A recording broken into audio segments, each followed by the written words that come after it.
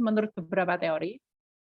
Terus terkait sama penggolongan sistem periodik unsur, terus sifat sistem periodik unsur terkait dengan, apa namanya, sifat kelogamannya, terus terkait dengan jari-jari, energi ionisasi, keelektronegatifan, kayak gitu. Terus sama, untuk materi tambahannya yaitu tentang alkali-alkali tanah dan halogen. Kenapa kita bahas tentang 2 unsur di sini aja, walaupun, golongan di dalam SPU itu kan ada 8 ya.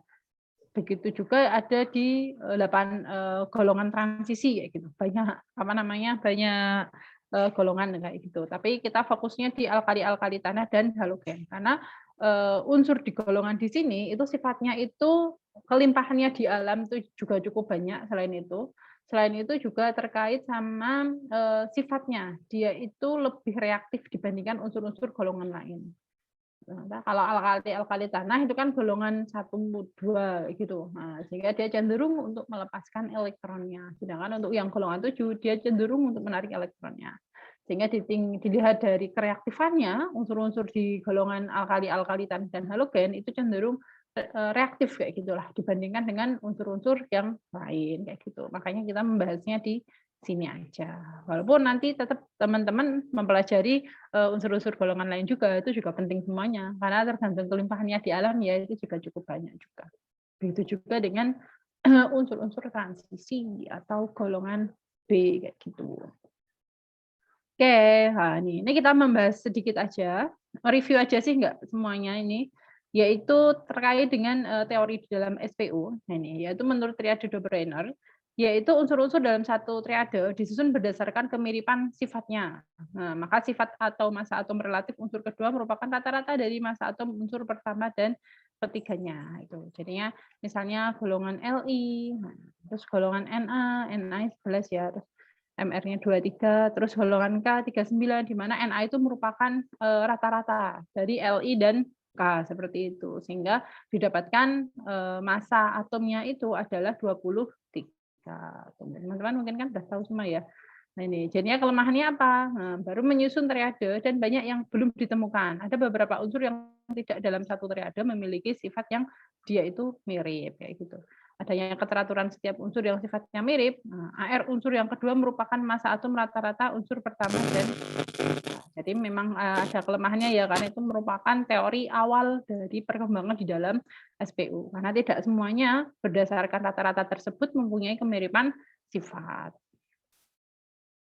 Terus, Octave Newlands. Nah, jika unsur-unsur disusun berderet menurut kenaikan massa atom relatifnya, maka unsur yang ke-8 itu merupakan pengulangan atau sifatnya tadi itu mirip. Nah, dari unsur yang sebelumnya. Karena memang golongan tadi ada 8, nah sehingga nanti kalau golongan 9 itu sifatnya mirip dengan golongan 1, golongan 10 mirip sifatnya dengan golongan 2, kayak gitulah intinya. Karena memang disusun berdasarkan, kenaikan massa atom relatifnya. Aduh, sebentar. Kelemahannya apa? Yaitu hanya berlaku untuk unsur dengan AR ringan dan masih terdapat beberapa oktav yang isinya lebih dari 8. Nah, ini jadinya tidak bisa dapat dijadikan menjadi patokan terkait dengan unsur-unsur, penyusunan unsur berdasarkan oktav Newlands tersebut. Oke, terus ini ada Mendeleev. Nah, ini. Sifat unsur merupakan fungsi periodik dari massa atom relatifnya. Sifat tertentu akan berulang secara periodik apabila unsur-unsur disusun berdasarkan kenaikan massa atom relatifnya. Jadi nanti kalau misalnya ada unsur yang baru, itu nanti bisa menempati ruang kosong di dalam SPU. Unsur-unsur yang mempunyai sifat mirip dikelompokkan dalam laju vertikal, jadinya ke bawah gitu ya, sehingga diperoleh sebuah tabel yang memuat semua unsur-unsur yang diketahui pada saat itu.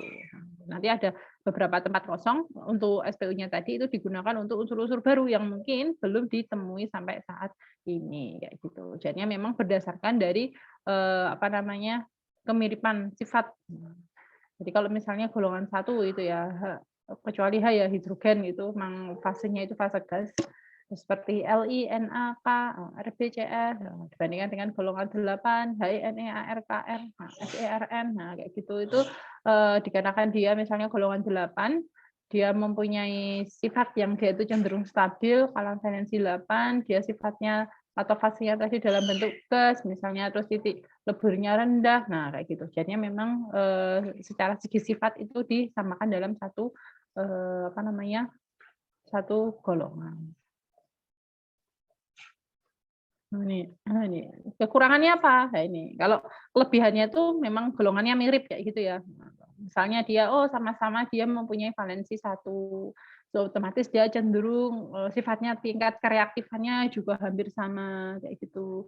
Terus terkait dengan titik leburnya, itu juga hampir sama, gitu. Terus kalau misalnya kekurangan, misalnya seperti golongan 1A, itu kan golongan 1 ada H sama Li ya, di mana itu memang, fasenya itu pengurutannya tadi itu berdasarkan dari valensinya, tetapi kalau dilihat dari sifatnya itu sangat jauh berbeda, karena H itu merupakan fase gas, sedangkan Li di sini itu adalah suatu logam atau litium. Panjang periode tidak sama dan sebabnya tidak dijelaskan juga, terus beberapa unsur tidak disusun berdasarkan kenaikan massa atomnya atau terbalik, karena memang untuk Mendeleev di sini itu berdasarkan dari sifat fisiknya, kemiripan sifat fisiknya. Nah, terus di dalam SPU di sini, nah ini sistem periodik yang disusun oleh Moseley disebut sistem periodik berbentuk panjang atau sistem periodik modern, di mana berdasarkan tadi udah dibagi menjadi bagian horizontal yang disebut periode dan vertikal atau ke bawah yang disebut juga sebagai golongan. Jadi ini kita biasanya patokannya atau yang paling terbaru itu memang berdasarkan dari pembagian dari golongan dan periode di sini. Nah, golongan di sini ada golongan A sama golongan B gitu ya.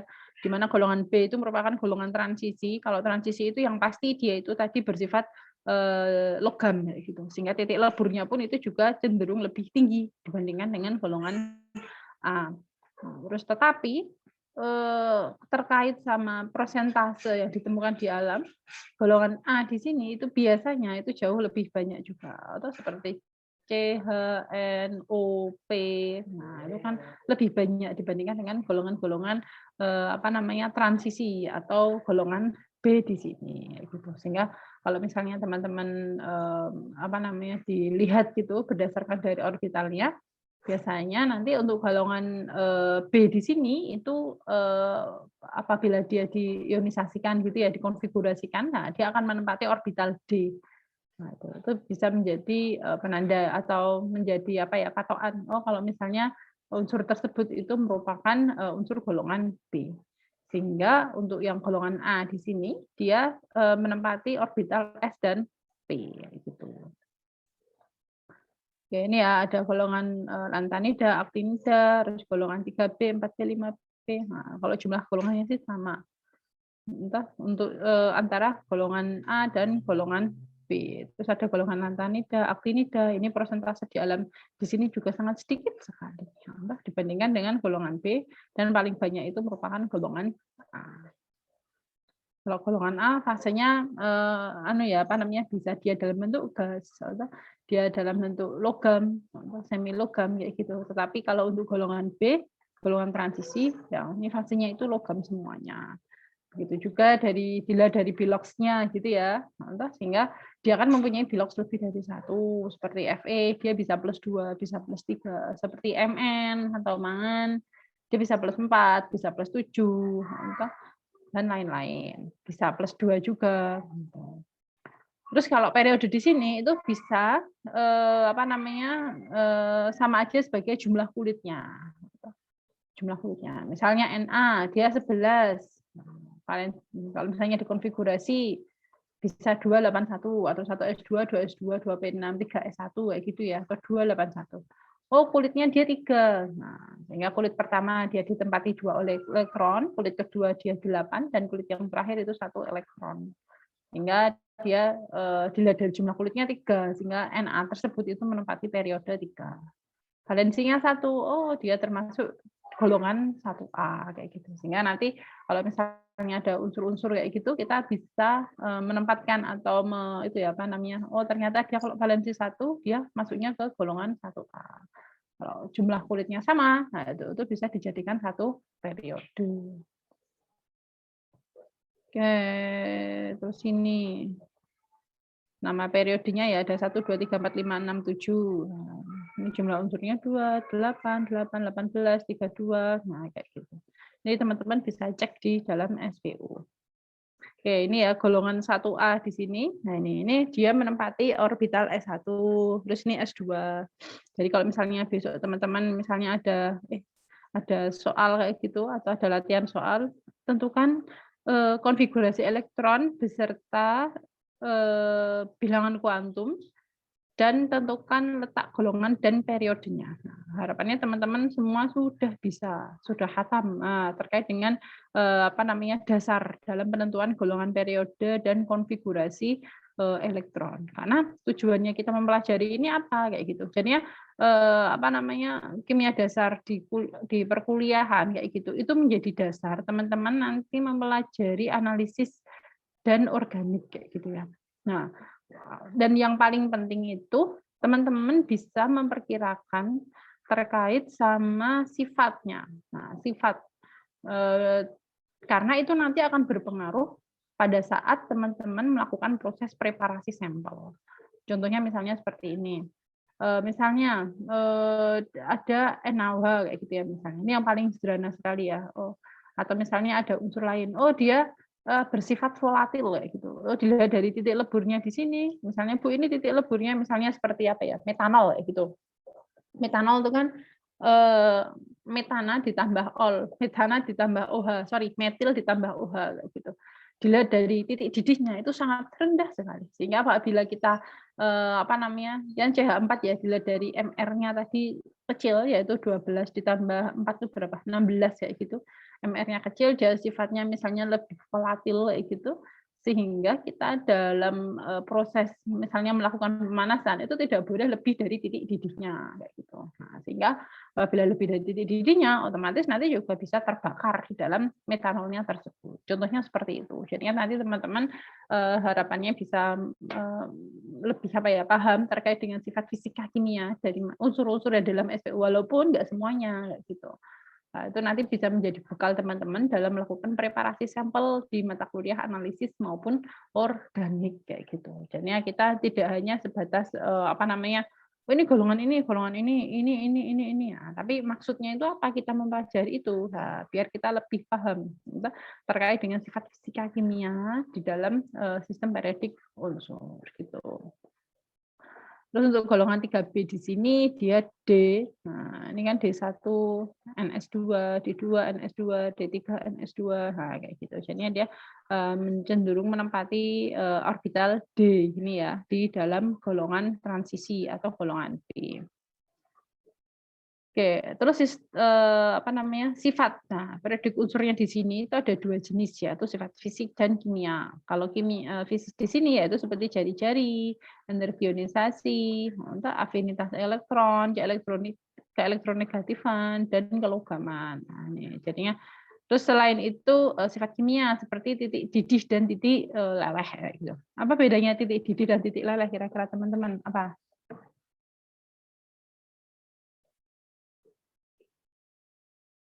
Yuk, siapa yang bisa jawab apa bedanya titik didih dan titik leleh?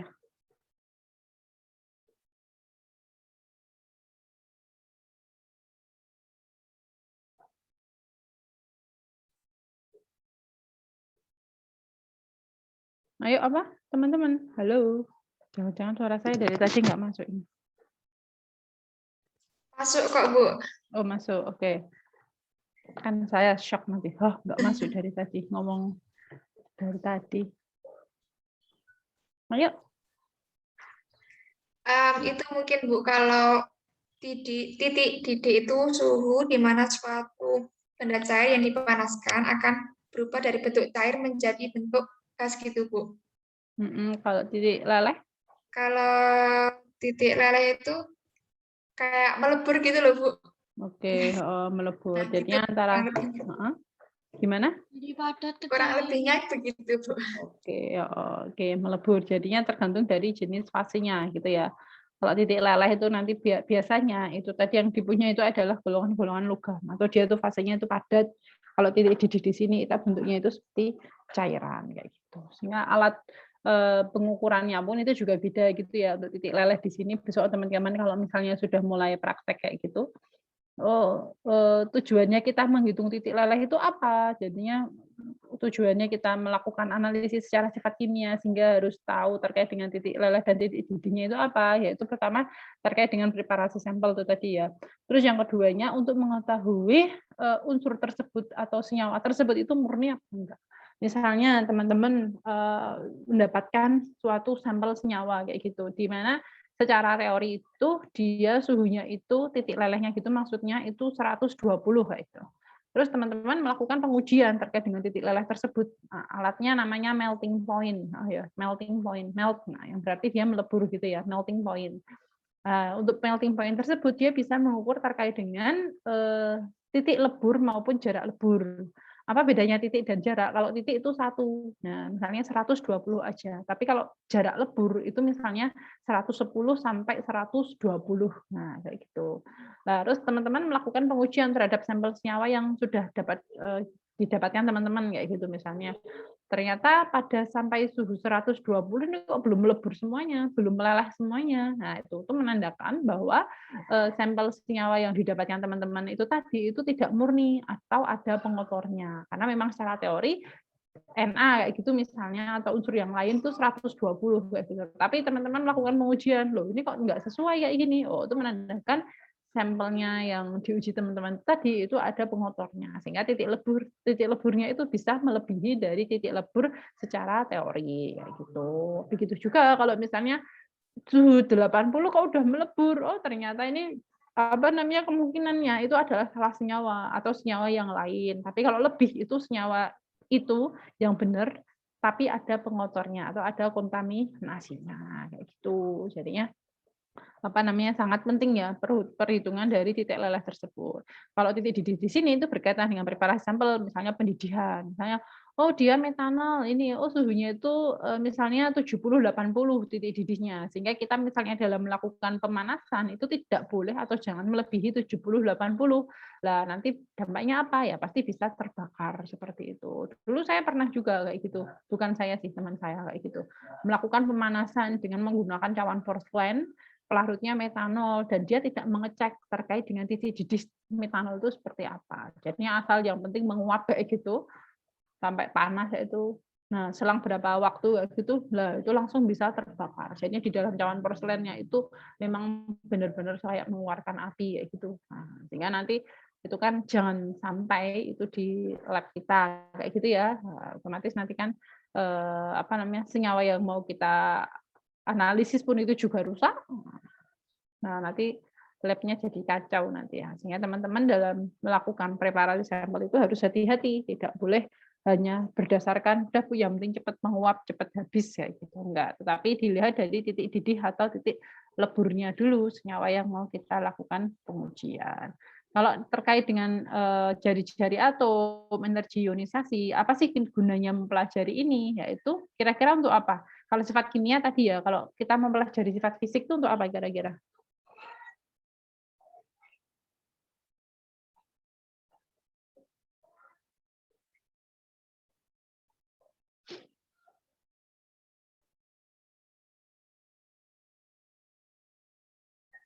Untuk tahu sifat-sifatnya mungkin, Bu.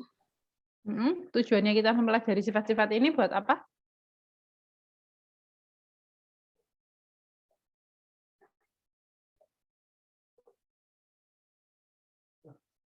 Untuk apa yuk? Yaitu untuk mengetahui terkait dengan apa? Kereaktifan. Nah, kereaktifan suatu unsur atau senyawa tersebut. Sehingga misalnya jari-jari atom, misalnya semakin semakin apa ya besar jari-jari atomnya. Nah, oh dia semakin reaktif. Nah, misalnya dari HLINAK gitu. Oh, ternyata paling reaktif itu misalnya gitu ya, itu yang unsur K gitu dibandingkan dengan unsur yang lain, sehingga itu nanti akan berpengaruh pada saat kita melakukan proses sintesis suatu senyawa kayak gitu, sehingga kita jari-jari atom, ionisasi, elektronegatifan, ya gitu, afinitas elektron, itu nanti akan berkaitan dengan reaktivitas unsur di dalam suatu senyawa, sehingga nanti itu sangat penting sekali pada saat kita melakukan proses sintesis gitu. Jadinya teman-teman nggak hanya sebatas menghafalkan kiri kanan semakin kecil, atas bawah semakin besar unsur ini, nah itu, tapi harus tahu outputnya, tujuannya ini tuh untuk apa kayak gitu. Jadi nggak hanya sebatas hafalan aja. Oke, ini terkait dengan jari-jari atom. Nah, namanya juga jari-jari ya, otomatis kan setengahnya diameter. Jadinya jarak dari inti atom sampai kulit terluar. Di mana untuk jari-jari atom di sini apa namanya, dari satu golongan gitu ya, dari atas ke bawah otomatis jari-jari semakin besar. Dan teman-teman jangan menghafalkan ya besar kecilnya, tapi harus dipahami kenapa dia semakin besar, karena memang kulitnya pun itu juga semakin besar.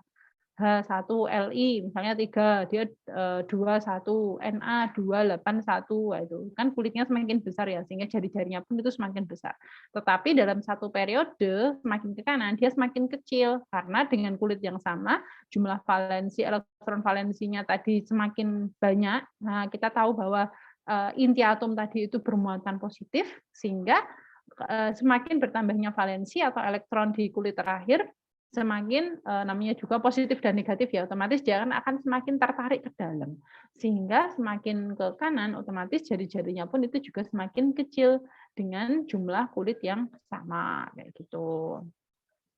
Terus kalau elektronegativitas di sini itu maksudnya apa namanya, kemampuan atau dia membentuk muatan negatif. Gimana yang membentuk muatan negatif di sini itu memang yang paling apa namanya ya, cenderung membentuk muatan negatif di sini itu adalah golongan 7A. Karena kenapa? Golongan 7A di sini dia mempunyai valensi 7 atau sehingga dia cenderung untuk menarik satu elektron biar valensinya tadi jadi 8.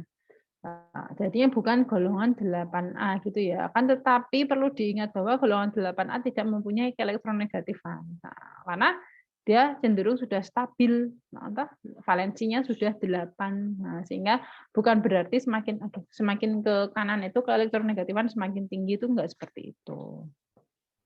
Terus dari sifat logamnya, nah ini sesuai dengan kecenderungan energi ionisasi sifat logam dan non-logam dari sistem periunsuk dari kiri ke kanan, sifat logam tadi berkurang, sedangkan sifat non-logam tadi bertambah. Sehingga ini nanti akan berkaitan dengan apa? Titik leburnya, atau karena itu berkaitan dengan sifat logamnya. Dari atas ke bawah sifat logam bertambah, sedangkan sifat non-logam tadi berkurang.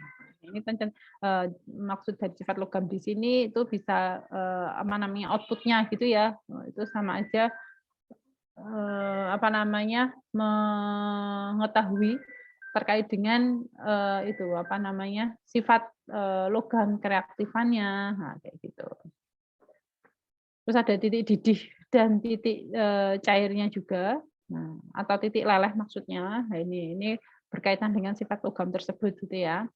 Terus dari energi ionisasi juga energi digunakan untuk melepaskan elektron terakhir. Nah, sehingga apa namanya, kalau jari-jarinya semakin besar dalam satu golongan, valensinya tadi kan 1 ya, tapi jari makin besar sehingga energi yang digunakan untuk melepaskan elektron terakhir pun itu juga jauh lebih kecil. Jadinya dari atas ke bawah itu lebih kecil. Nah, karena kan apa namanya, di kulit terluar di sini kan jaraknya sudah jauh gitu ya dari inti atom kayak gitu, sehingga daya tarik dari inti ke elektron terluarnya pun itu juga sangat rendah, sehingga energi yang digunakan untuk melepaskannya pun itu juga lebih kecil. Nah, kayak gitu dari atas ke bawah. Tapi kalau dari kiri ke kanan itu energi ionisasinya semakin besar, betul? Karena valensinya atau kulitnya tadi sama, tetapi valensinya nambah. Nah, sehingga energi yang digunakan untuk melepaskan elektron terakhirnya tadi sangat besar, dikarenakan elektron di kulit terakhir atau valensinya tadi itu semakin besar gitu. Jadi harapannya nanti teman-teman bisa tahu kenapa ini semakin kecil, ini semakin besar lah kayak gitu.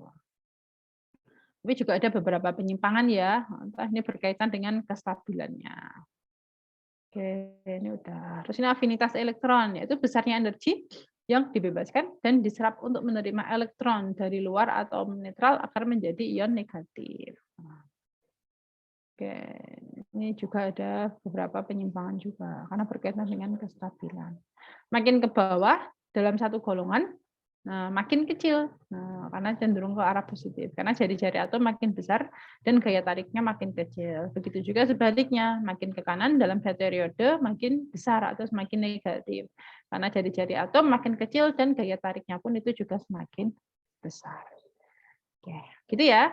Ini untuk materi mereview. Nah, dari minggu kemarin. Sekarang saya akan menyampaikan materi di minggu ini. Oke, mungkin ada pertanyaan nggak dari teman-teman? Saya izin stop share dulu ya dan menampilkan PPT yang kedua. Oke, Oke, teman-teman silakan kalau misalnya ada pertanyaan sambil saya menyiapkan PPT saya dulu. Setelah ini ada perkuliahan lagi apa enggak? Atau cuma cukup satu ini aja materinya untuk perkuliahannya? Hanya kimia dasar Bu kalau kelas A. Gimana? Kimia dasar aja? Ya kalau kelas A.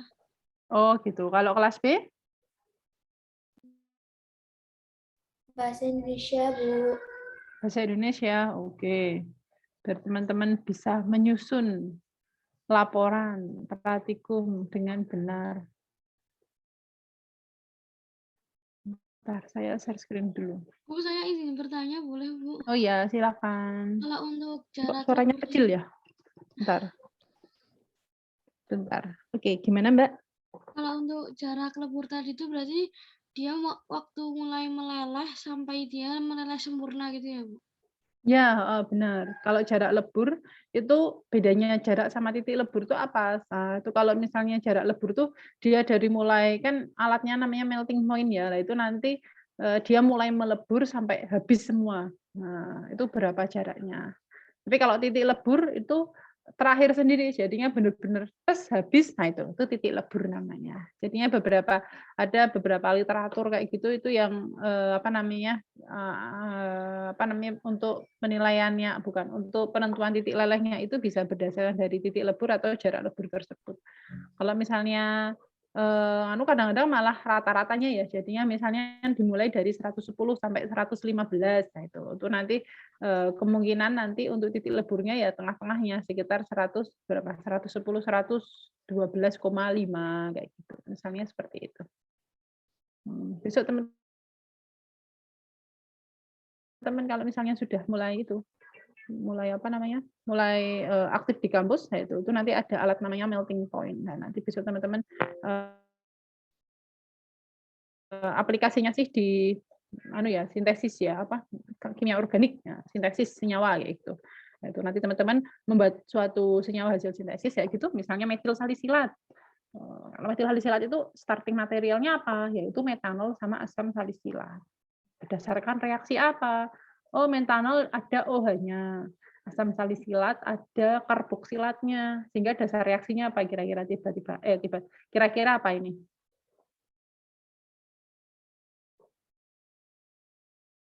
Apa yuk? Antara metanol sama metanol itu alkohol, atau asam salisilat itu karboksilat. Sehingga dasar reaksinya apa? Reaksi antara alkohol sama karboksilat, ayo. Reaksi S apa? Ester, Bu. Nah, bukan ester. Verifikasi. Esterifikasi, kayak gitu. Karena untuk menentukan reaksinya gitu, itu kita harus tahu gugus fungsi yang ada di dalam senyawa tersebut. Karena macam-macam, ada reaksi alfa karbonil, ada substitusi nukleofilik, ada esterifikasi itu tadi salah satunya, dan reaksi yang lain. Nah, itu nanti teman-teman bisa mempelajari detailnya itu di sintesis senyawa organik. Gitu ya. Oke, ada pertanyaan lagi apa enggak sebelum kita melangkah ke lanjutan dari SPU, alkali dan halogen? Izin bertanya. Oke. Kalau nanti itu titik leleh itu ada hubungannya dengan energi ionisasi nggak, Bu? Gimana? Titik leleh ada hubungannya Ada hubungannya sama... dengan energi ionisasi nggak? Oke, untuk titik leleh di sini atau titik lebur di sini itu kan nanti akan berkaitan dengan sifat kelogaman ya, atau sifat kelogaman. Kalau misalnya sifat kelogaman di sini itu nanti berhubungan dengan energi ionisasi atau enggak. Kalau misalnya dihubungkan gitu ya, itu pasti berhubungan antara energi ionisasi jari-jari ke elektronegatifan dan sifat logam itu pasti ada hubungannya juga. Ya enggak? Karena itu kan sifat dari fisik dari suatu unsur. Tapi kalau misalnya ada hubungannya apa enggak, ya pasti ada hubungannya antara jari-jari, antara energi ionisasi, keelektronegatifan, sifat logam, dan terkait sama titik didih, titik lebur itu ada hubungannya juga. Pasti ada, itu kan soalnya sifat fisik senyawa, makanya urutannya berdasarkan dari SPU tadi kan berdasarkan dari sifatnya, sifat fisik maupun sifat kimianya. Gitu. gitu ya. Oke, saya coba lanjut materi ini ya. Oke, saya izin off cam dulu, nanti sinyal saya buruk nanti. Oke, untuk lanjutan SPU di sini, kita akan membahas terkait dengan alkali-alkali tanah dan halogen. Jadi nggak semua unsur kita bahas ya, karena ini merupakan unsur yang reaktif dibandingkan unsur golongan lain. Kalau alkali itu golongan berapa kira-kira teman-teman?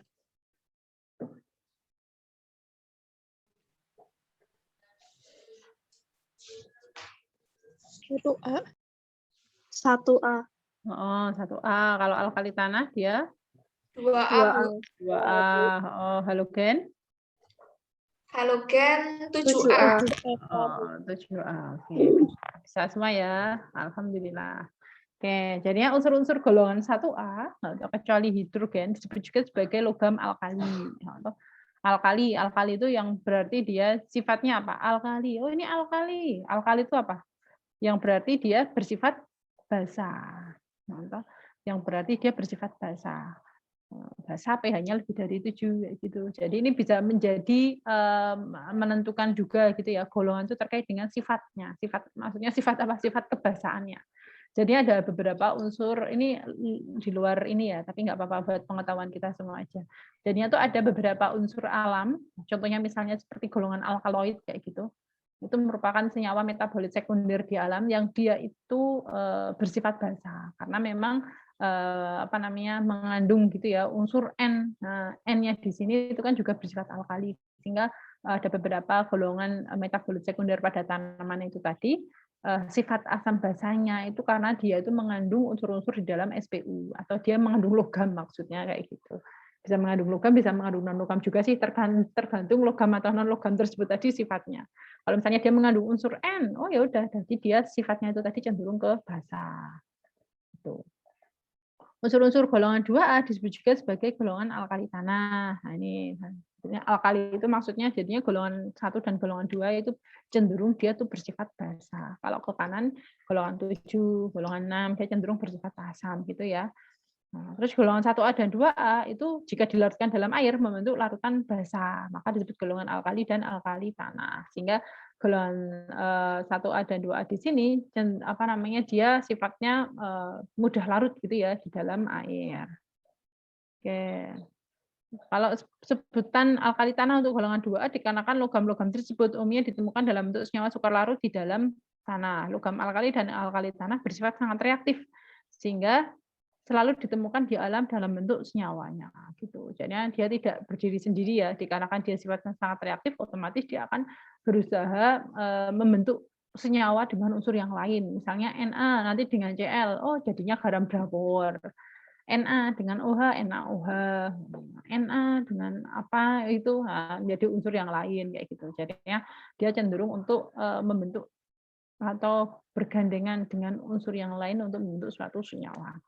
Dan ini sifatnya apa aja? Yaitu pertama, dia ringan dan lunak, mempunyai valensi 1, ini untuk golongan alkali ya. Kalau golongan alkali tanah ya nanti 2. Membentuk ion positif karena dia cenderung untuk melepaskan elektron. Bersifat reduktor kuat, jadinya dia bisa aja mengalami oksidasi. Terjadi oksidasikan pelepasan elektron bisa karena itu, atau pelepasan hidrogen, atau bisa juga karena mengikat oksigen kayak gitu. Sangat reaktif dan dapat bereaksi dengan air. Sehingga kalau misalnya kita melakukan penimbangan, misalnya bagaimana menimbang yang tepat senyawa NaOH, kira-kira seperti apa?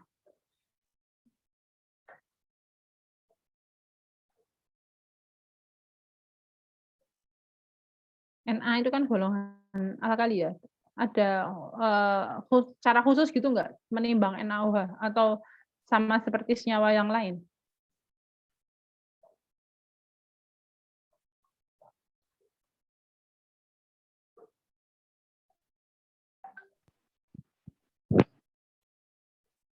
Ayo.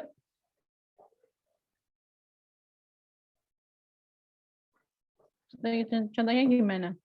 Kalau menimbang atau menimbang unsur yang lain, contohnya misalnya NaOH, cara menimbangnya seperti apa yang sesuai dengan prosedur? Atau pakai kertas seperti itu? Bisa? Kalau nimbang kan biasanya kita pakai kertas ya untuk serbuk-serbuk kayak gitu, ya nggak? Kalau NaOH itu bisa nggak?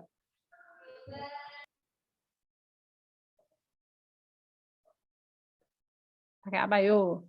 Nah, penimbangan Gelas NaOH itu gelas ukur. Nah, gelas ukur pakai NaOH kurang tepat apa gelas kira-kira? arloji. Nah, kaca arloji. Arloji. Oh, kaca arloji. Kenapa pakai kaca arloji? Karena agar serbuknya itu nggak kemana-mana gitu ya, Bu. Bukan. Alasannya bukan itu. Apa kira-kira? Karena dapat merusak wadah aluminium. Merusak logam aluminium. Dia memang bisa merusak logam aluminium, tapi bukan itu alasannya. Karena cenderung sifatnya apa? Ini tadi bereaksi dengan air, sehingga dia bereaksi dengan air tuh istilahnya apa dia?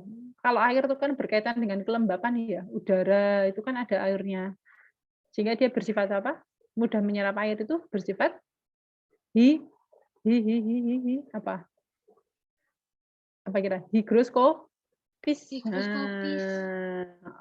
Sehingga dia itu tadi apabila kita melakukan penimbangan di kertas kayak gitu. NaOH itu bentuknya kalau udah di lab di SMA dulu mungkin udah cair gitu ya. Tetapi NaOH itu awalnya bentuknya tuh padutan butil kayak butir-butir kayak gitu loh. Butir-butir apa ya?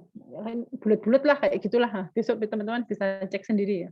Nah, itu kalau misalnya kita melakukan penimbangan di kertas kayak gitu, nah nanti kertasnya basah itu karena NaOH itu tadi sifatnya sangat reaktif sekali. Dia tuh mudah bereaksi dengan air. Nah, sehingga nanti kertasnya basah, melebur di situ lah. Misalnya kita mau menimbang misalnya berapa ya? Misalnya 500 miligram seperti itu. Nah, otomatis nanti kan ada yang nempel di kertas ya, sehingga penimbangannya pun itu enggak 500 miligram beneran, mesti ada yang kurang, sehingga kan kurang valid. Nah, sehingga kita melakukan penimbangannya itu di kaca arloji, sehingga nanti kalau misalnya meleleh di kaca arloji, itu kan kaca ya, bisa kita bilas dengan air. Tapi kalau kertas itu kan udah nggak bisa kita bilas, kayak gitu. Gitu ya. Ya besok kalau teman-teman, Mbak, saya minta tolong buatin NaOH 0,2 molar gitu. Nah, itu teman-teman nanti nimbangnya jangan pakai kertas, nah, tapi menggunakan kaca arloji seperti itu. Karena ini sangat reaktif dan dapat bereaksi dengan air. Terus semakin besar periode, maka jari-jari atomnya bertambah. Semakin besar periode, maka energi ionisasi dan elektronegatifannya berkurang. Ini berkaitan dengan sifat fisik tadi ya. Terus Biloxnya +1, dapat larut dalam cairan amonia, larutan berwarna biru dan merupakan menghantar listrik yang baik. Nah, terus jika disinari cahaya dapat memancarkan elektron. Ini sifat-sifat dari golongan golongan alkali. Nah, terus alkali tanah gimana? Nah, sifatnya hampir mirip dengan alkali gitu ya. Dia cenderungnya itu bersifat basah, tetapi biloxnya di sini itu adalah +2. Nih, semakin besar periode, semakin besar jari-jari atomnya. Dengan demikian, jari-jari atom terkecil dimiliki berilium. Ini terkait dengan sifat fisiknya. Nomor 2 juga penjelasan sifat fisiknya. Di alam ini juga tidak bisa dalam sendiri gitu ya. Jomblo nggak bisa ini. Nah, ini harus bereaksi dengan unsur yang lain untuk membentuk senyawa yang lebih stabil. Nah, dikarenakan biloxnya tadi +2, sehingga dia cenderung untuk melepaskan 2 elektron. Terus logam alkali tanah mudah membentuk kristal dengan susunan rapat. Terus logam alkali tanah sangat mudah bereaksi dengan halogen. Nah, ini gitu ya. Sehingga kereaktifannya pun itu juga cukup tinggi. Terus ini ada beberapa uji nyala. Tujuan kita melakukan uji nyala di sini yaitu berkaitan dengan uji kualitatif dan uji kuantitatif. Kira-kira apa bedanya kuali dan kuantitatif?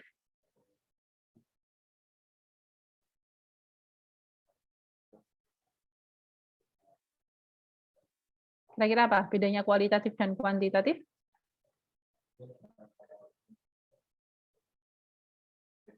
Ayo. Kalau kualitatif dilakukan untuk menjelaskan dan menganalisis fenomena, peristiwa, dinamika sosial, sikap kepercayaan, dan persepsi seorang atau kelompok terhadap sesuatu. Intinya kalau kuantitatif itu dengan mencoba gitu nggak sih, Bu? Mencoba. Oke. Itu pengertianan itu, penelitian pendidikan itu kayaknya kualitatif ke orang itu. Kalau ini ke lab ini apa kira-kira? Kalau kualitatif apa? Kan ada di skripsi itu teman-teman yang pendidikan kimia ya, itu teman-teman besok bisa melakukan penelitian itu di skala lab atau subjeknya itu berupa siswa. Itu juga ada penelitian kualitatif, penelitian kuantitatif. Kalau ini berkaitan dengan analisis apa kira-kira? Kalau kualitatif itu untuk mengetahui apa ada tidaknya senyawa, sehingga nanti dibutuhkan parameter-parameter kualitatif. Nah, salah satu parameter kualitatif di sini itu adalah uji nyala. Jadinya kalau kualitatif itu analisis yang digunakan itu untuk mengetahui ada tidaknya suatu unsur di dalam senyawa sampel yang mau kita ujikan. Misalnya teman-teman mau melakukan analisis, misalnya apa sederhana, ini ada Na-nya nggak sih? Nah, kayak gitu. Ini ada kaliumnya nggak sih? Nah, dilakukan dengan uji nyala. Nah, uji nyala itu kan tadi dilakukan pemanasan ya, pengarangan kayak gitu, pembakaran. Nah, nanti yang diamati itu dilihat dari warna nyalanya itu tadi. Oh, ternyata ini kok warna kuning ini. Wah, ini ada natriumnya kayak gitu. Itu untuk uji kualitatif. Nah, parameternya apa aja? Ya, yaitu terjadi perubahan warna. Terus terbentuknya endapan, terus apa namanya? Bau, timbulnya gelembung, timbulnya gas. Nah, kayak gitu. Itu merupakan parameter-parameter kualitatif. Tapi kalau kuantitatif apa kira-kira?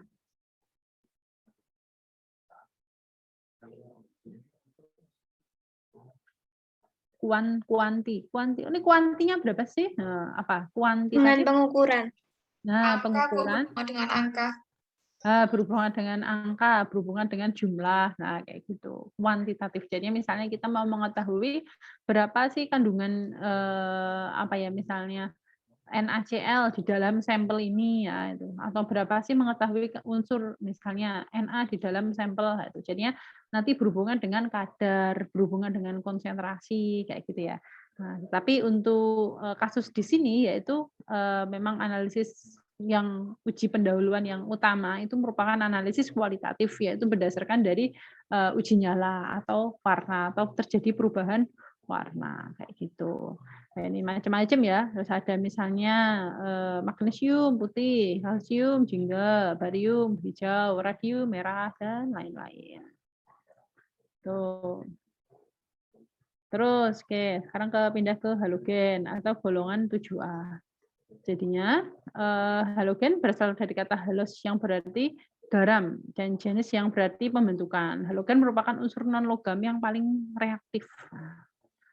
Termasuk ada FCl-BRI gitu ya. Terus halogen sangat reaktif disebabkan oleh elektron valensia tadi 7. Nah, sehingga dia cenderung akan menangkap elektron sehingga muatannya pun itu juga -1. Bukti sangat reaktifnya apa? Yaitu mudah menguap, menyublim. Terus fluorin sangat reaktif dengan air, sedangkan klorin dan bromin bereaktif sedikit. Nah, ini nanti berkaitan dengan reaktivitas senyawa ya. Terus pembentukan basa kuat dalam air. Pembentukan garam kuat dan oksidator kuat. Ini ada yang bentuk diatomik.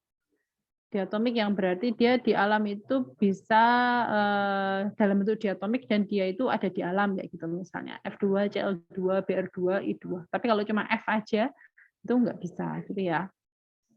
Ini bentuknya gas, ini bentuknya gas. Bentuk fase di sini nanti akan berkaitan juga dengan apa namanya titik lebur. Nah, bentuknya gas, nah otomatis titik leburnya pun itu juga jauh lebih kecil dibandingkan dengan dalam bentuk cair atau padat.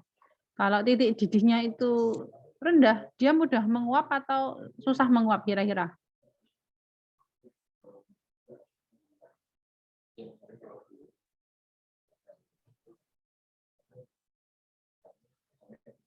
Ayo apa? Titik apa tadi? Ngomong apa? Titik didihnya rendah.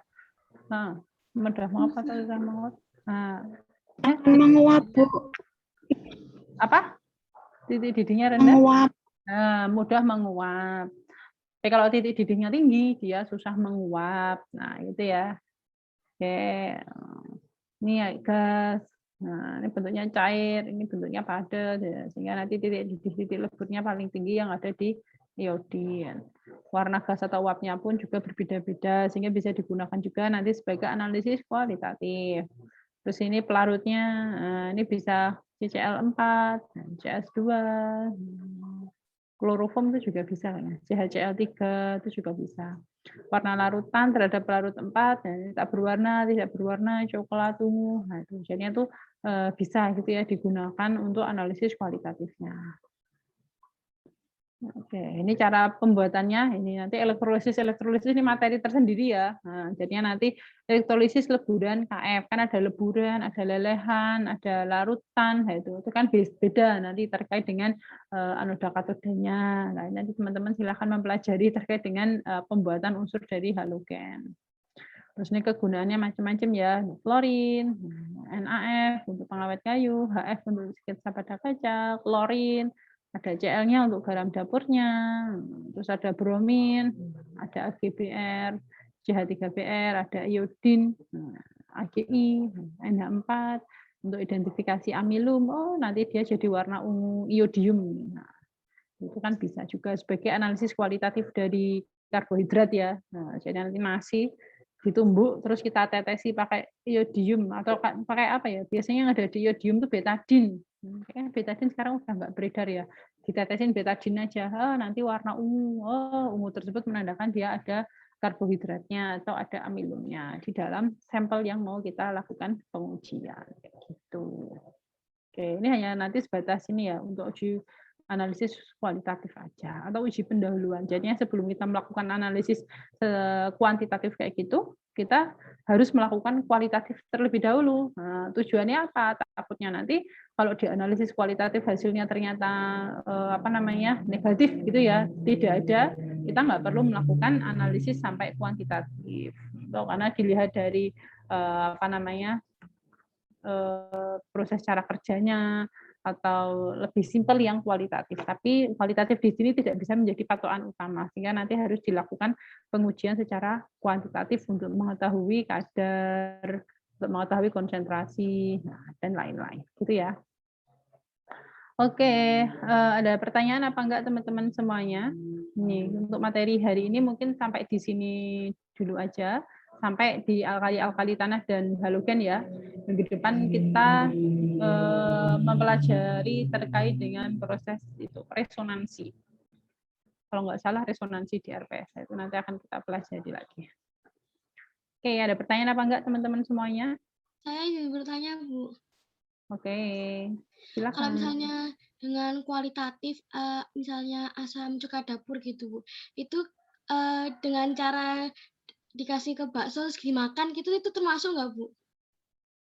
Oh, di asam cuka dikasih bakso terus dimakan. Iya, jadi yang lebih asam berarti dia kadar asam Oh cukanya iya lebih ya. banyak. Itu Bisa termasuk, bisa. Bu? Bisa. Jadi maksudnya itu secara organoleptis gitu. Iya. Ya, Atau ada? misalnya yang dicium lebih apa gitu? Bisa. Jadi misalnya ada beberapa sampel larutan gitu ya.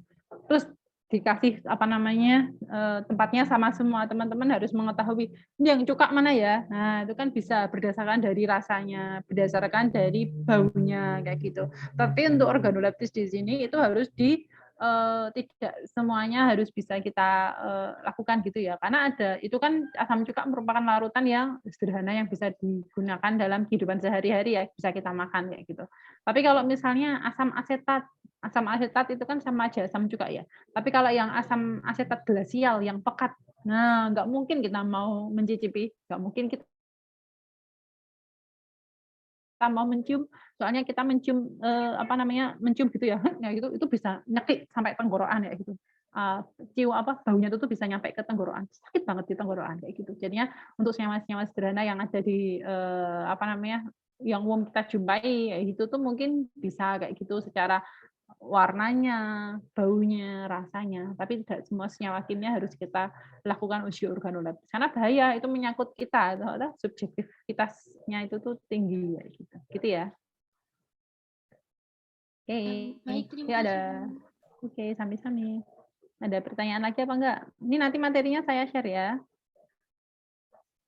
Saya share-nya nanti aja. Atau saya share sekarang? Saya share sekarang aja lah. Saya share. Ini grup kita mana ya ini? Oh, ini kimia dasar. Saya share sekarang aja. Bentar. Ya, sambil teman-teman kalau misalnya mau ada pertanyaan. Ya, untuk semester depan kita mulai perkuliahan di Februari ya. Jadi kemungkinan besok kita akan bertemu di Februari Martan. Ya, bentar lagi sekarang udah akhir tahun soalnya. Oke, ada pertanyaan lagi? Nggak ada? Oke. Nanti bisa kita lanjut diskusinya via WA ya kalau misalnya teman-teman ada pertanyaan terkait dengan materi ini gitu. Oke, ya udah berhubung nggak ada pertanyaan, nanti kita bisa lanjut di WA kalau misalnya ada pertanyaan dari teman-teman yang mungkin belum kepikiran untuk saat ini. Mari kita akhiri diskusi perkuliahan pada pagi hari ini dan bacaan hamdalah bersama-sama. Alhamdulillahirabbil alamin. Oke, kurang lebihnya mohon maaf. Wassalamualaikum warahmatullahi wabarakatuh. Waalaikumsalam warahmatullahi wabarakatuh. Terima kasih, Bu.